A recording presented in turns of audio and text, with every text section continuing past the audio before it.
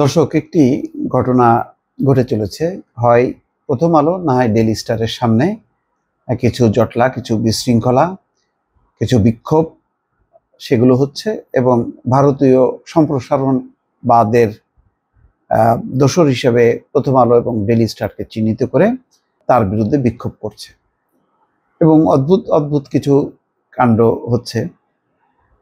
সম্প্রতি এই ঘটনা সহ সারা ঢাকা শহর জুড়ে বিভিন্ন শ্রেণী পেশার কিছু মানুষ এমন সব ঘটনা ঘটাচ্ছে রাস্তার উপরে, তারপরে রেলপথের উপরে, বিভিন্ন এই যে অফিস আদালতের সামনে।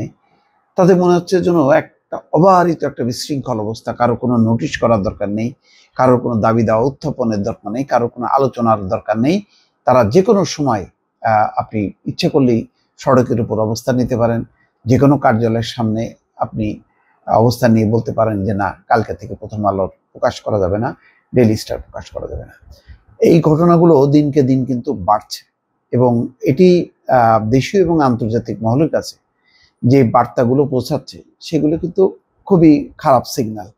ইতিমধ্যে বেশ কিছু আন্তর্জাতিক সংগঠন বিবৃতি দিয়েছে, তাতে গণমাধ্যমের স্বাধীনতার কথা বলা হয়েছে এবং বলা হচ্ছে এক ধরনের উগ্রতা তৈরি হচ্ছে।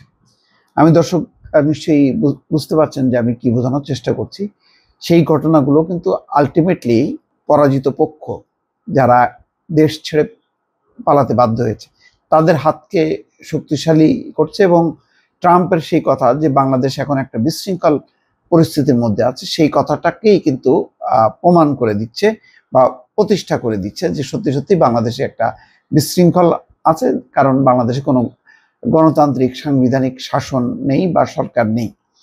তেমনই একটি ঘটনা যে প্রথম আলোর কার্যালয়ের সামনে সড়কে আজ রোববার দিনভর অবস্থান নিয়ে বিশৃঙ্খলা সৃষ্টির চেষ্টা করেছে একদল ব্যক্তি।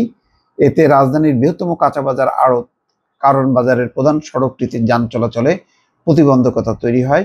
আইন শৃঙ্খলা রক্ষাকারী বাহিনী বারবার অনুরোধ করার পরও তারা সরে যায়নি। সন্ধ্যার পর পরিস্থিতি স্বাভাবিক রাখতে যৌথ বাহিনী তাদের সরিয়ে দেয়। এ সময় পুলিশ পরিস্থিতি সামাল দিতে কাঁদানে গ্যাসের সেল নিক্ষেপ করে, সাউন্ড গ্রেনেড ছোড়ে।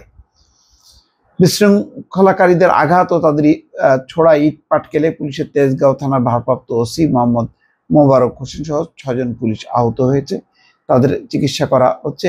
এর আগে দুপুর 12টার কিছু আগে 15-20 জনের একটি দল একটি গরু নিয়ে প্রথম আলোর সামনে আসার চেষ্টা করলে পুলিশ তাদের সরিয়ে দেয়। অদ্ভুত, গরু নিয়ে মানে প্রথম আলোর সামনে আসবে কি?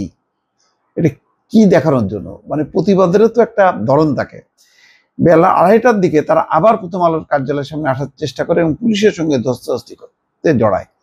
এরপর তারা কারওয়ান বাজারের প্রধান সড়কে বসে পড়ে এবং সেখানে একটা গরু জবাই করে। আপনি এটা কি বলবেন? এটা মানে সড়কের উপর গরু জবাই দিলেন, তাতে কি হলো? কি উদ্দেশ্য? কারা করাচ্ছে? পেছনে কারা আছে? এরপর থেমে থেমে প্রথম আলোর বিরুদ্ধে স্লোগান দিতে থাকে। সন্ধ্যা নাগাদ বিশৃঙ্খলা সৃষ্টিকারীদের সংখ্যা বেড়ে 50 থেকে 60 জনে দাঁড়ায়। আইন শৃঙ্খলা রক্ষার দায়িত্বে থাকা সেনাবাহিনী ও পুলিশ কর্মকর্তারা দফায় দফায় ব্যক্তিদের সরে যাওয়ার জন্য অনুরোধ করেন, এরপরও তারা রাস্তা থেকে সরেনি। সন্ধ্যায় সারা দেশ থেকে কারওয়ান বাজারে সবজি সহ নিত্য পণ্যবাহী গাড়ি আসা সময় পুলিশ তাদের সরে যেতে সময় বেঁধে দেয়। ওই সময় ওই ব্যক্তিরা আরো উচ্ছৃঙ্খল হয়ে ওঠে। তখন পুরো কারওয়ান বাজারে এক ধরনের আতঙ্ক তৈরি হয়। ব্যবসায়ীদের অনেকে দোকান পাট বন্ধ করে দেয়। মেট্রো রেলের কারওয়ান বাজারের প্রবেশের অংশের ফটকও বন্ধ করে দেওয়া হয়। তবে আইন শৃঙ্খলা বাহিনীর সদস্যরা বাঁশি বাজিয়ে তাদের সরানোর চেষ্টা করেন। এই সময় ধাক্কাধাক্কি শুরু হয়। আইন শৃঙ্খলা রক্ষাকারী বাহিনী লক্ষ্য করে কয়েকজন ইট পাটকেলও মারে। যাই হোক, এই যে একটা বিশৃঙ্খল অবস্থা, যারা আইন শৃঙ্খলা বাহিনীর সদস্য, পুলিশ বা অন্যান্য বাহিনী, তারা কিন্তু অত্যন্ত ধৈর্য ধরে পরিস্থিতির মোকাবেলা করছে।